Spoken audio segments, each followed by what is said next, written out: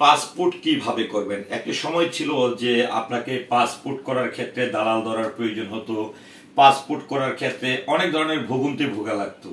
তো এখন কিন্তু খুব সহজেই পাসপোর্ট করা যায়, সেটি আপনি ঘরে বসেই অনলাইনের মাধ্যমে আপনি কিন্তু আপনার পাসপোর্টের শিডিউলটা করা, কখন আপনি ফিঙ্গারিং দিতে যাবেন কিংবা ছবি উঠাতে যাবেন, কিভাবে ব্যাংকে টাকা জমা দিবেন, তো এই বিষয়গুলো নিয়ে আজকে আমি কিন্তু একটি ব্লগ তৈরি করছি। সেটি আমি মনে করি যে আমার পাশাপাশি আপনাদের জন্য খুব উপকারে আসবে। তো দেখেন, এখানে আমার হাতে কিন্তু আমার পুরনো 2টি পাসপোর্ট আছে।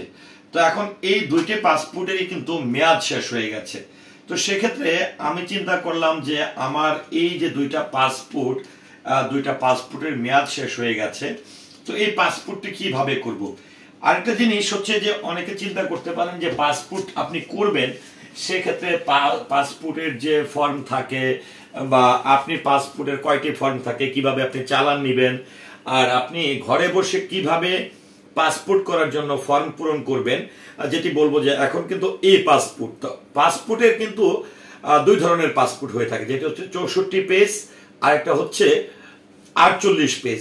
তো আমি একটু প্রথমে আপনাদেরকে দেখাবো যে পাসপোর্ট করার যে প্রাথমিক আসলে যে বিষয়টি রয়েছে, যে এই বিষয়টি আমি বলবো যে আপনি ঘরে বসে প্রথমে আপনার এখানে দেখেন আমার হাতে একটু যদি আপনাদেরকে দেখাই যে প্রথম হচ্ছে এখানে এটি কিন্তু আমার চালান, অর্থাৎ আমি আজকে ট্রাস্ট ব্যাংকে এটি 64 পেজের পাসপোর্টটি করবো। এটি হচ্ছে 10 বছরের মেয়াদের। সেক্ষেত্রে আমি খুব নর্মাল যেটি 21 দিনের কর্মদিবসের যেটি আছে সেটি করার জন্য টাকা জমা দিয়েছি ট্রাস্ট ব্যাংকে। সেখানে আমার টাকা দিতে হয়েছে 5,750 টাকা। তো এখানে যদি আমি ধরেন এই 64 পেজের না করতাম, তাহলে যদি আমি করতাম এখানে আছে 48 পেজ, তাহলে কিন্তু আমার টাকা লাগতো 21 কর্মদিবসে 4,025 টাকা। সেক্ষেত্রে যেহেতু আমি 64 পেজের করছি, সে কারণে আমাকে জমা দেওয়া লাগছে 5,750 টাকা। তো আমি একটু দেখাবো যে প্রথমে আপনি এই যে ব্যাংকে টাকা দিতে যাবেন কিংবা আপনি পাসপোর্ট অফিসে যাবেন, যাওয়ার আগে কিন্তু আপনাকে পাসপোর্টের যে ফর্মগুলো রয়েছে, আমার হাতে এখানে দেখেন ফর্মগুলো রয়েছে, এই পাসপোর্ট আবেদন ফর্ম। হ্যাঁ, দেখেন এখানে একটু দেখায় যে এই পাসপোর্ট আবেদন ফর্ম। এখানে এই পাসপোর্টের যে আবেদন ফর্ম, এই আবেদন ফর্মের কিন্তু 3টা পেজ থাকবে। দেখেন 1 নাম্বার পেজ, তারপরে হচ্ছে 2 নাম্বার পেজ, তারপরে হচ্ছে 3 নাম্বার পেজ। হ্যাঁ, তো আর আরেকটি পেজ আছে যেটি হচ্ছে একদম এটিও কিন্তু আপনাকে এই পাসপোর্টের যখন আপনি কম্পিউটারে প্রবেশ করবেন এই ফর্ম পূরণ করার তখন অ্যাপ্লিকেশন সাবমিটেড একটা ফর্ম আছে, যেখানে কিন্তু এই কাগজটা আপনাকে ব্যাংকে জমা দিতে হবে এবং ব্যাংকে নিয়ে যাওয়ার পরে আপনাকে অবশ্যই আপনার নিবন্ধন কার্ড কিংবা ভোটার আইডি কার্ড নিয়ে যেতে হবে ব্যাংকে, এবং ব্যাংকে যাওয়ার পরে আপনাকে কিন্তু এই কাগজটা যখন আপনি জমা দিবেন, এই জমা দেওয়ার পরে আপনাকে একটা ফর্ম দিবে তারা। এই ফর্মটা আপনি পূরণ করবেন, করার পরে আপনি যখন টাকা জমা দিবেন, দেখেন ট্রাস্ট ব্যাংক মিরপুর শাখা অর্থ জমা গ্রহণ স্লিপ, এই স্লিপটি পেলাম, এটা হচ্ছে ক্যাশ রিসিপ্ট। তারপরে দেখেন এখানে রয়েছে চালান ফর্ম। তো চালান ফর্ম আর হচ্ছে এখানে ব্যাংকের যে অর্থ গ্রহণ করেছে সেই স্লিপ।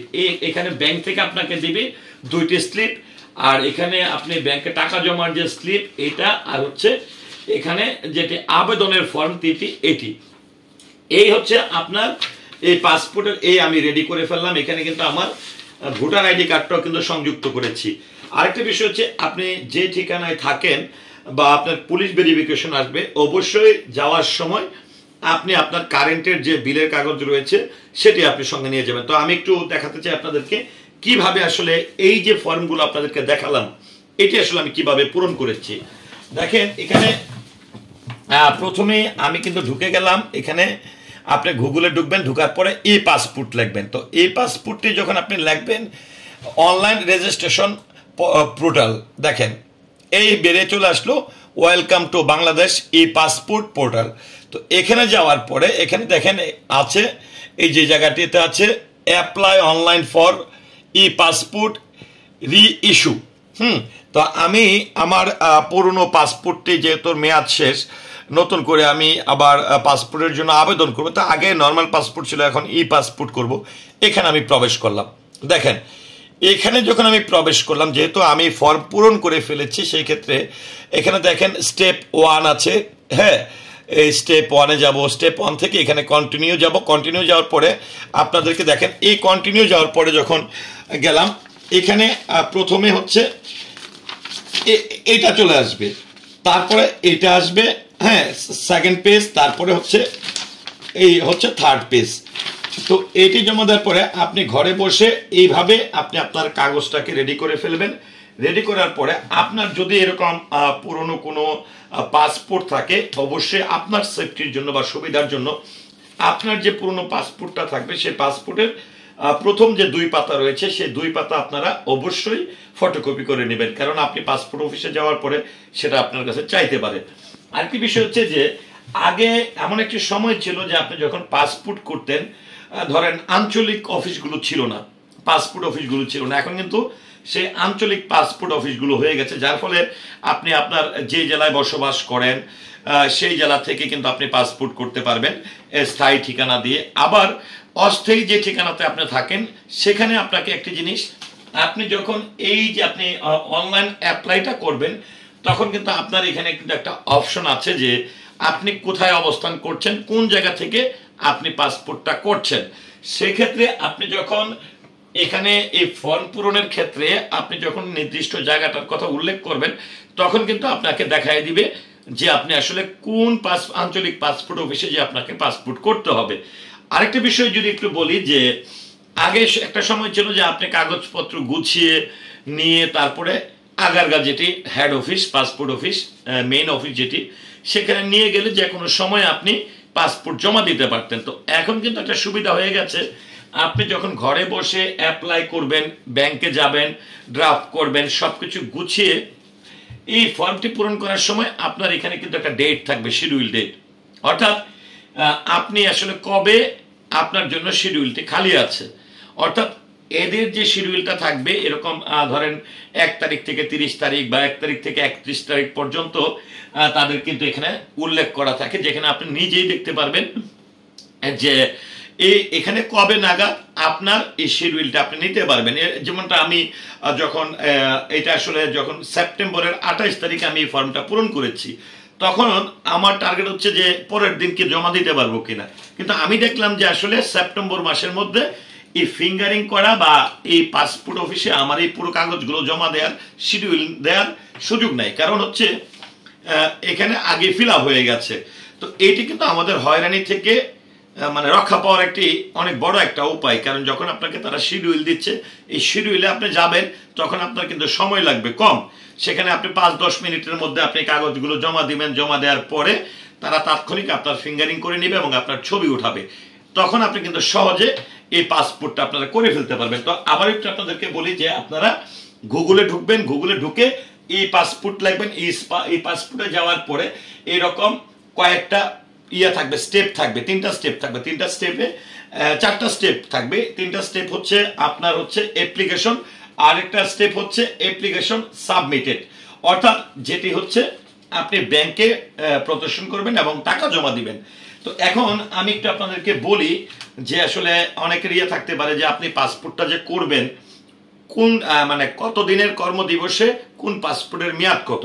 তো আমি একটু প্রথমে যদি একটু বলতে চাই পাসপোর্ট করতে কত টাকা লাগে, এটা একটু আপনাদেরকে উল্লেখ করতে চাই।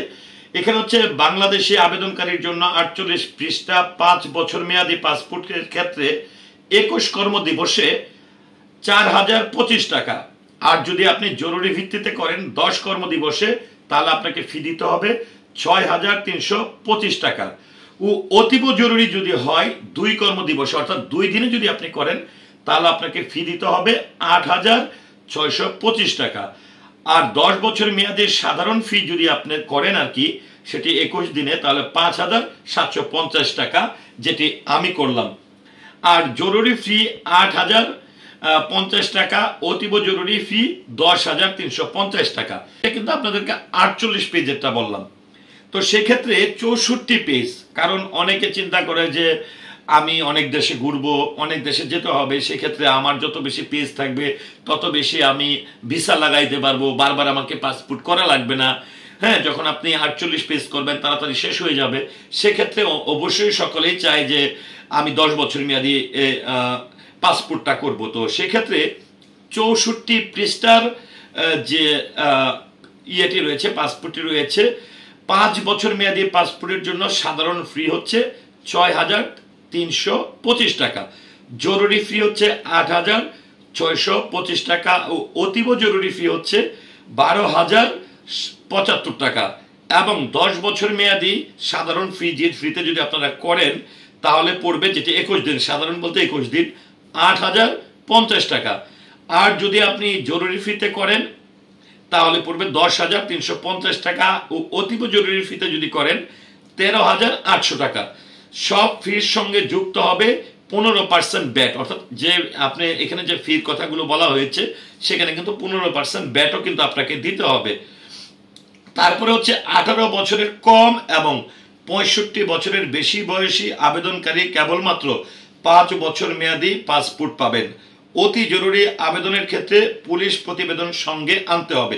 এটা কিন্তু অত্যন্ত গুরুত্বপূর্ণ একটি বিষয় যে আপনি যখন 21 দিনের জন্য করবেন পাসপোর্টটা, তখন কিন্তু সময় থাকে পর্যাপ্ত পুলিশ ভেরিফিকেশনের জন্য।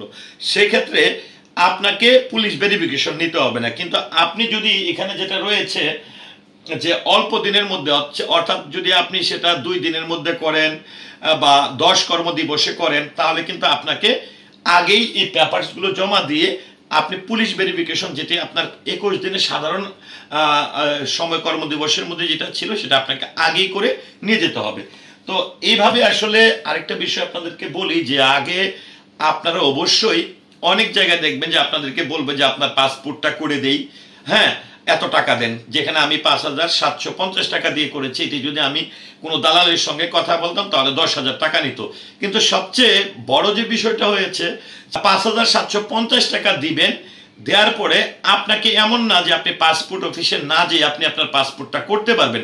অর্থাৎ আপনি ঘরে বসে এই কাজটি সম্পূর্ণ করে এইভাবে ফর্ম পূরণ করে যদি আপনি নিয়ে যান, সেক্ষেত্রে আপনার দালালের প্রয়োজন হবে না। আপনি এই 10,000 টাকা 15,000 টাকা কন্ট্রাক্ট করা কাজের ক্ষেত্রে আপনি এই 5,750 টাকায় কাজটি শেষ করতে পারবেন। তো এই ছিল আসলে পাসপোর্ট নিয়ে। আমি যেহেতু অনেকগুলো স্টেপ কমপ্লিট করেছি এবং কালকে যাব পাসপোর্ট অফিসে, যেমন আমার কিন্তু মিরপুরের ঠিকানায়, এবং আমি এর আগে যখন পাসপোর্টটা করেছিলাম আমার এই পাসপোর্টটা, তখন কিন্তু আমি আগারগাঁ থেকে করেছিলাম। আমার অস্থায়ী ঠিকানা ছিল এই মিরপুরে আর স্থায়ী ঠিকানা ছিল নরসিংদীতে। তো তখন কিন্তু আমি আগারগাঁ হেড অফিসে যে এই পাসপোর্টটা করেছিলাম। তবে এবার যখন ওই ঠিকানাতে আমি পাসপোর্টটা করছি, যখনই আমাকে এখানে থানা উল্লেখ করা লাগছে, তখন কিন্তু তারা আমাকে বলে দিচ্ছে যে আমাকে যেতে হবে হচ্ছে উত্তরাতে, অর্থাৎ দিয়াবাড়ি যে পাসপোর্ট আঞ্চলিক অফিসটা রয়েছে সেখানে যেতে হবে। তো এইটা হচ্ছে আমার পরামর্শ, এবং আমি যেভাবে কাজটা খুব সহজে করেছি, একটা প্যারা না মনে করেন, সহজে যেন এটা করতে পারেন। এই জন্য আমি আপনাদের সঙ্গে আমার এই পাসপোর্টের সকল কার্যক্রমগুলো কিভাবে সম্পন্ন করেছি সেটা একটু শেয়ার করলাম। ধন্যবাদ।